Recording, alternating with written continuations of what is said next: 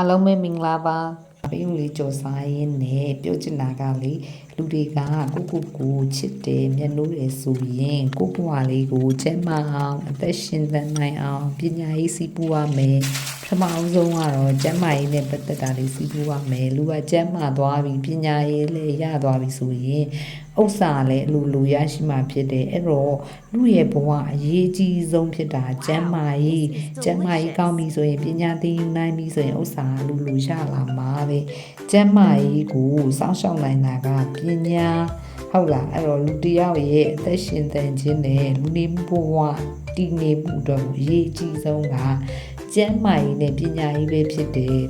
အဲ့ဒါဘာဖြစ်လို့ကျမ်းမာရေးစရိတ်ပညာရေးစရိတ်ဆိုနှမျောကြတာလည်းမသိဘူးเนาะမနှမျောပါနဲ့သူကလည်းသူပြီးတော့တုံးကြပါလို့ပြောချင်ပါတယ်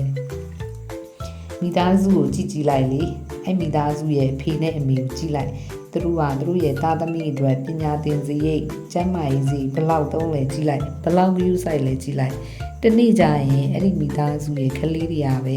တိုးတက်ကြီးပွားလာတယ်ထို့တိတ်ကိုရောက်ရှိလာတယ်လူတော်လူကောင်းတွေဖြစ်လာတယ်ဟုတ်လားသူတို့ကဘယ်နားမှာပဲဖြစ်ဘယ်နေရာလေးပဲရောက်ထင်ပေါ်ကြကြတဲ့သားသမီးတွေဖြစ်လာတာပဲမသုံးမဲနဲ့တော့ဖြစ်နိုင်ဘူးလေနော်အဲ့ဒါလေးပြောချင်တာလေနော်လေသုံးပေးရမှာပေါ့ကဲပြောရင်းနဲ့လေဒီမဲ့ပိတ်ကြော်တွေကလည်းစားလို့ကောင်းအောင်ထိလဲစားလိုက်ပါပြီဒီချက်ရဲ့ဗီဒီယိုလေးကိုကြည့်ရှုအားပေးတဲ့အတွက်ကျေးဇူးတင်ပါတယ် Thanks for watching my video see you next video